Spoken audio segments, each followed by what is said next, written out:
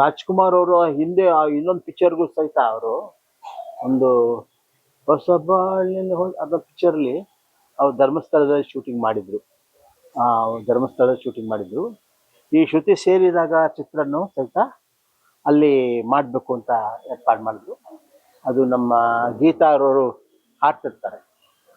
ಸನ್ನಿವೇಶ ಏನಂತಂದ್ರೆ, ಈ ರಾಜ್ಕುಮಾರ್ ಅವರು ನಾವು ಎಲ್ಲ ಮತ್ತೆ ಬಾಲಣ್ಣವರು ಎಲ್ಲರೂ ನಾವು ಬಂದಿರ್ತೀವಿ. ಬಾಲಣ್ಣವರು ಎಲ್ಲ ನಾವು ತೀರ್ಥಯಾತ್ರೆ ಬಂದಿರ್ತೀವಿ.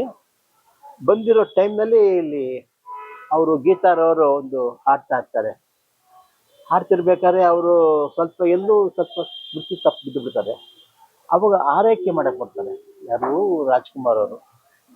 ಸೊ ಅವ್ರ ತಂದೆ ಓಡ್ ಬರ್ತಾರೆ. ಬ್ರಹ್ಮ ಅವ್ರ ಪಾತ್ರ ಮಾಡಿದ್ದಾರೆ, ತಂದೆ ಪಾತ್ರ. ಆ ಬ್ರಹ್ಮ ಅವರ ಏನಂದ್ರೆ ಆ ಪಾತ್ರದಲ್ಲಿ ಅವರು ಅವ್ರಿಗೆ ರಾಜ್ಕುಮಾರ್ ಅವ್ರಿಗೆ ಗುರುಗಳಾಗಿರ್ತಾರೆ ಆ ಚಿತ್ರದಲ್ಲಿ. ಸೊ ಅದ್ರ ಗುರುಗಳೇ ನೀವು ಇಲ್ಲಿ ಎಲ್ಲಿಂದ ಇಲ್ಲ ನನ್ನ ಮಗಳು. ಸೊ ಅಲ್ಲಿ ಆ ಹಾಡು ಆ ಟೈಮ್ ಇದಾದಾಗ ಯಾವ್ದು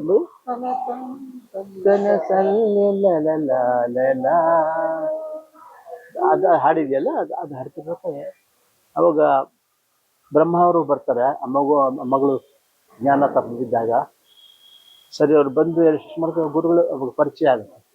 ಏನು ಗುರುಗಳೇ ಇಲ್ಲಿ ಇಲ್ಲ ಈ ಥರ. ಸರಿ ಮನೆ ಕರ್ಕೊಂಡು ಹೋಗ್ತಾರೆ. ಮನೆ ಕರ್ಕೊಂಡು ಹೋದಾಗ ಅಲ್ಲಿ ಆಕೆ ಕಾರಣ ಬರುತ್ತೆ.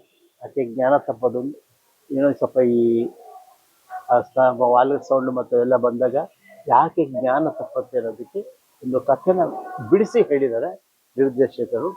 ಆ ಸನ್ನಿವೇಶ ಅಲ್ಲಿ ನಡೀತದೆ.